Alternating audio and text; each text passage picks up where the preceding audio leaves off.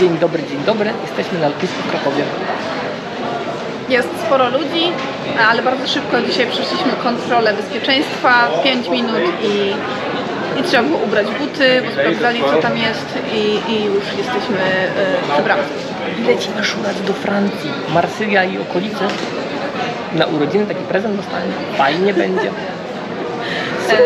Mamy na planie zwiedzić punkty UNESCO, które są dosyć skoncentrowane na tej Prowansji, także będzie intensywnie.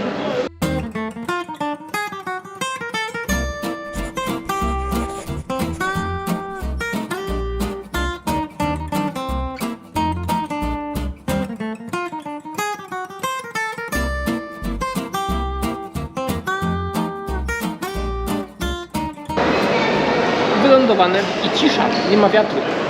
Ale jest cieplutko, 19 stopni na polku. Chwila przerwy na odsapnięcie, idziemy po super limuzynę, tak zwanego Fiata 500 chyba. Z naszym międzynarodowym transportem, kierowcą, szoferem. Znaczy, że mną, nie że dają w pakiecie.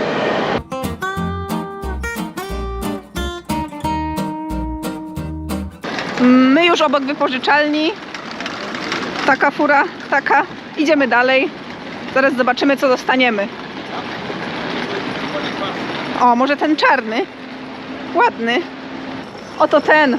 Zapraszam.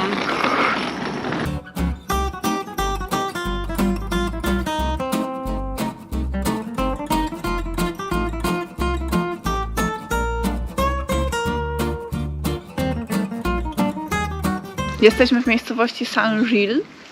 O ile dobrze czytamy nazwy. Przed kościołem z fasadą, która jest uważana za jedną z najpiękniejszych w Europie. I ona jest z XII wieku.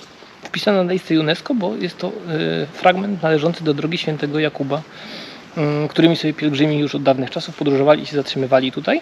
A na fasadzie znajdują się różne sceny biblijne, bo ludzie w dawnych czasach nie umieli czytać i tutaj mogli sobie dowiedzieć się, jak były sceny ze Starego Testamentu, Nowego i inne takie tam różne. Jeszcze pokażemy, ale w niej są 3 portale. Można się nimi przenieść, gdzieś teleportować.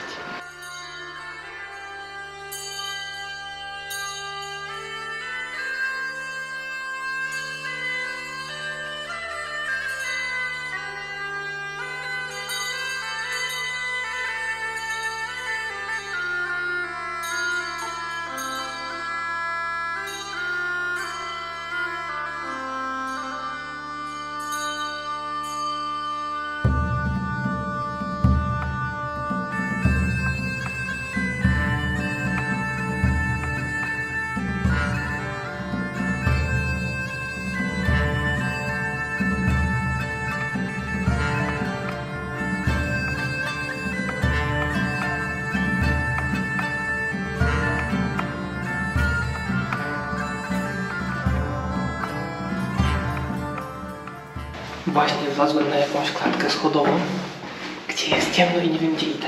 Ale jak są schody, to zgodnie z zasadą są schody, to idziemy.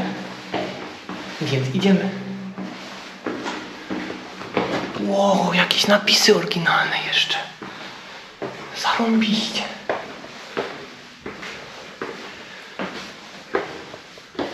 I koniec. Nie mam pojęcia, gdzie jestem. Jakaś pani powiedziała, że to jest Saint-Gilles, czyli dobrze chyba czytaliśmy. Jest tu dom pelerynek i ogólnie prawie większość domów ma napisane znaki drogi świętego Jakuba, czyli tą taką muszelkę odwróconą, bo to Saint-Gilles było dawno temu, nie pamiętam kiedy, jednym z głównych 4 miejsc, do których go ludzie pielgrzymowali. Pozostałymi była Jerozolima, Rzym i Santiago de Compostela, a 4 było Saint-Gilles, o którym pierwszy raz się dowiedziałem, jadąc tutaj, ale łazili.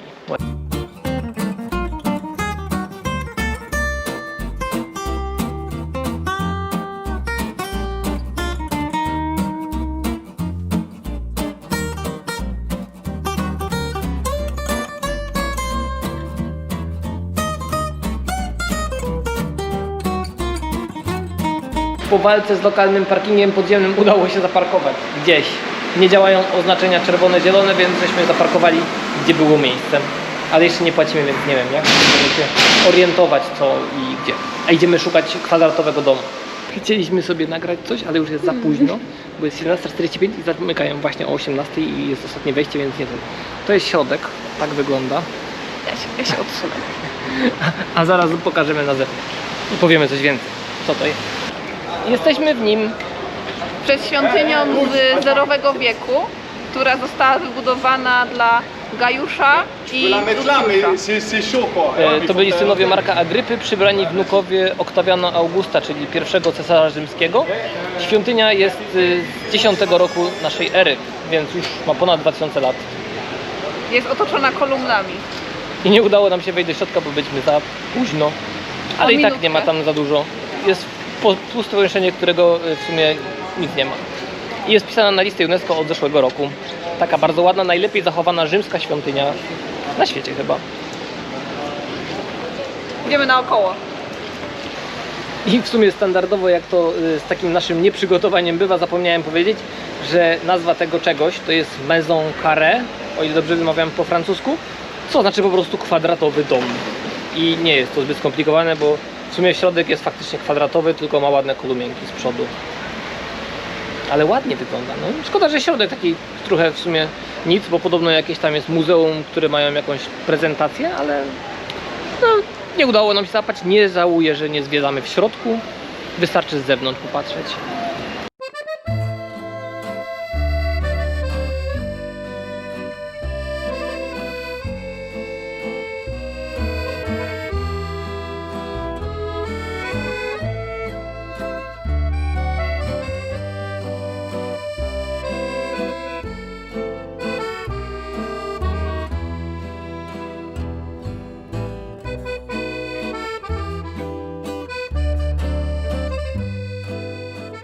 Zwiedzamy dalej nim, chociaż zwiedzamy to jest za dużo powiedziane, bo idziemy po prostu na jedzenie. Jesteśmy we Francji, teoretycznie stolicy kuchni jedzeniowej i w ogóle dziewczyny wybrały jakieś pokebowle, więc zobaczymy co tam będzie. Ale teraz znaleźliśmy bramę, brama Augusta, kolejny zabytek rzymski w nim, a tam sam August stoi, tam się bawi i się obija. No, ale zamurowało go troszkę. Szuramy sobie po sklepie, jak to we Francji. Pierwsze co się rzuca w oczy to wielki regał z winami. Jest to zwykły Carrefour, więc w sumie bez szału, ale no win jest dużo. I tak szukam gdzie są piwa, bo ja jestem piwnofanem. I generalnie piwa są na samym końcu. Mijamy chemię, inne akcesoria, jakieś mrożonki. I dopiero tutaj jest mały piwny kącik. I wody. Ale żeby nie było, mają też i piwa kraftowe. Tam na górze nie wiadomo ile widać nad tym panonem, czy pod tym panonem, pod kolumnami są kropeczki takie i generalnie w XVIII wieku jakiś archeolog czy inny historyk rozszyfrował, co z tych kropeczek było napisane. Generalnie było podpisane, że to jest właśnie tam świątynia tego Gajusza, Lucjusza i coś tam, i że to zrobił im chyba Oktawian August na pamiątkę. Ale że takie hieroglify przeczytał? Szansy.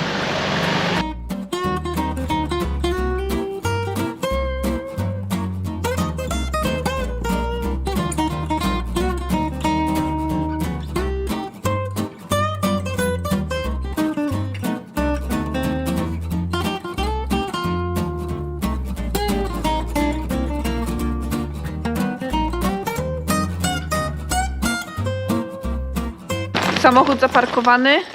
Idziemy odkrywać nasz nowy apartament na dzisiaj.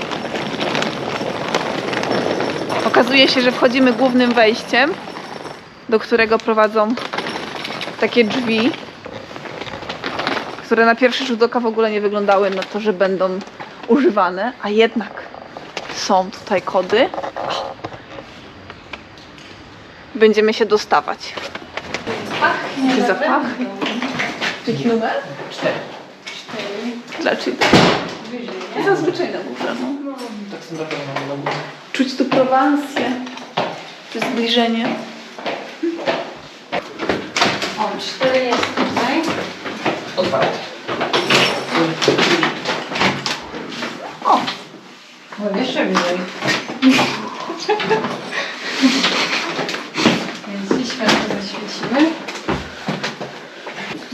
Zaświeciliśmy światło i jest klimacik. Ale super, śpimy na chórze.